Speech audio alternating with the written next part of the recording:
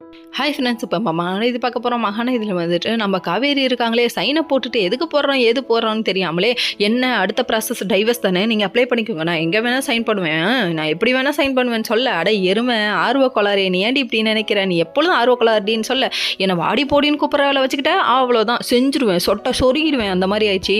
அதுக்கப்புறம் நீ கண்டிப்பாக ஆர்வ கோளாறு தான், இங்கே ஒரு பக்கம் இந்த ஃபன்னு நடந்துட்டுருக்கேன், இன்னொரு பக்கம் வந்துட்டு நிவினு குமரனை மீட் பண்ணுறாங்க. அப்போ நிவினுக்கிட்ட பட்டுன்னு பொட்டுன்னு உடச்சிட்டாரு நம்ம குமரன். என்ன விஷயத்தப்பா அப்படின்னு சொல்லி கேட்டா, அதுக்கப்புறம் நான் வந்து ரியாலிட்டி ஷோவில் கலந்துக்கிட்டேன்ப்பா, நீ அது இன்னைக்கு வருதுப்பான்னு சொல்லிட்டாங்க. வந்த உடனே வீட்டுக்கு வேகமாக விறுவிறுப்பாக வந்தவர் யமுனா யமுனான்னு 2 குரல் கொடுத்த உடனே யமுனா வந்துட்டாங்க. அதுக்கப்புறம் உட்காந்து பாரு ஷோவன்னு சொன்னோடனே அதை இதை மெய் மறந்து பார்த்துட்டு இருக்காங்க இங்கே ஒருத்தங்க.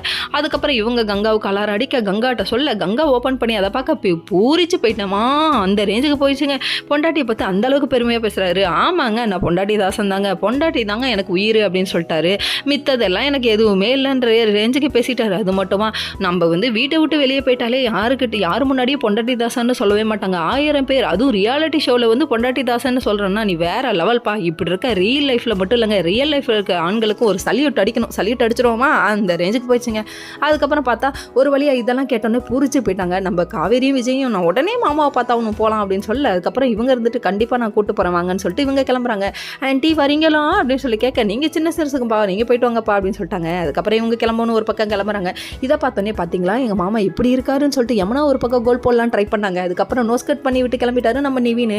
கடைசியில் வந்துட்டு என் பையன்ட்ட நோஸ் கட் வாங்கினியான்னு சொல்லி கேட்க, இதெல்லாம் ஒரு நோஸ் கட் இல்லை, உங்களை வீட்டை விட்டு வெளியே போன்னு சொன்னார், அதுதான் நோஸ் கட்டு, பெரிய நோஸ் கட்டுன்னு சொல்லிட்டாங்க. இவளை அடக்க முடியலையேன்னு அவங்க நினைக்கிறாங்க, உங்களுக்கு மேலே அவங்க அப்படிங்கிற மாதிரி ஆயிடுச்சு. அதுக்கப்புறம் இங்கே குமரான் பக்கம் நேரில் வந்துட்டாங்க நம்ம கங்கா. Okay friends.